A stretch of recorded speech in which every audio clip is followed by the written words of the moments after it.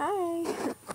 So, I'm still getting used to using YouTube, but I wanted to do a video on my septum piercing now.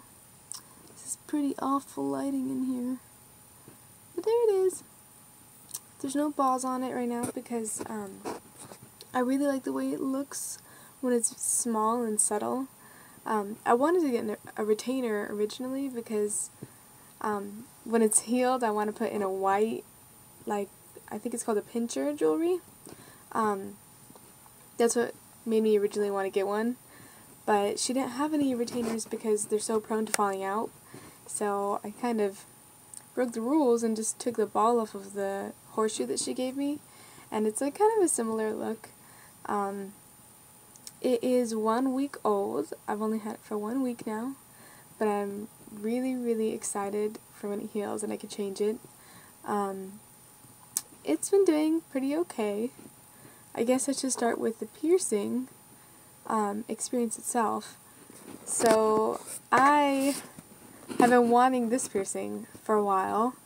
Probably since November-ish, so not too long. About 5 months I've been wanting it. There's absolutely no way my mom would let me have it. She makes a rule that there is no facial piercings, and she really doesn't like the ear piercings that I have. So I got this the day that I turned 18, as well as my snug piercing, which I made a video about. So as soon as I could, I went out and got it because I've been wanting it, and it's so easy to hide, which is part of the reason why I got it too, because I actually made my mom sign a contract saying that I'm allowed to get facial piercings if they're not visible. So this fits in that range, and it's super cute, and I really like it, and it's just edgy enough, I think, for me to pull it off. So the actual piercing experience, I went to my piercer, and I was laying on the chair, and I got this at the same time as my snug, but I got this one first, and it's my first piercing in about a year. The last piercing I got was my industrial on my last birthday, so it was exactly a year, and so it had been a while since I'd had a fresh piercing, but I wasn't really too nervous because I read a lot about the sweet spot. And a lot of people were talking about, oh, yeah, it's a sweet spot, it's just skin, and so it's not going to hurt at all. So I was pretty okay and chill about it, and I was laying with my head back, and I was talking about the sweet spot, and she said, oh, well, you know, it really depends on the way that your nostrils are shaped. And I was like, well, it's not supposed to go through cartilage, I'm pretty sure. And she actually made me put up my nose like this, and she was looking at each side of my nose, and she noticed, well, it's her job to notice, that this nostril is shorter up and down than this one. So the really important thing to do when you're having a septum piercing is, as a piercer, is that you need to do it on the shorter side. So that way, when you go out the other end, you don't stab the other side of your nose, if that makes sense. Because this is my taller side, so if I went that way, then I would be too high. I would miss the nostril. See? So she had to do it on the shorter side. And that's how all septum piercings are supposed to be done. It has to be done that way to make sure you don't stab yourself or go through, like, your nostril and your septum. So when she told me that, she was looking at my nose, because I can actually, like, see my sweet spot, because I did my research before I got it, and so I made sure that I could tell where it was, but the actual skin was too high for my short nostril, so it had to go through a thin piece of cartilage. And I think this is one of the biggest things that people don't know about septum piercings, even people who have had them, is you need to do it that way. So you can't always get it straight through the sweet spot. It really depends on how your nostrils are shaped. And So actually the bigger the nostrils the better. But I ended up being happy with it, and I wasn't aware of any of this when I went in to get the piercing, so I was like kind of freaking out, like, oh, so this is now a cartilage piercing, and it's not the easy healing that I thought it would be.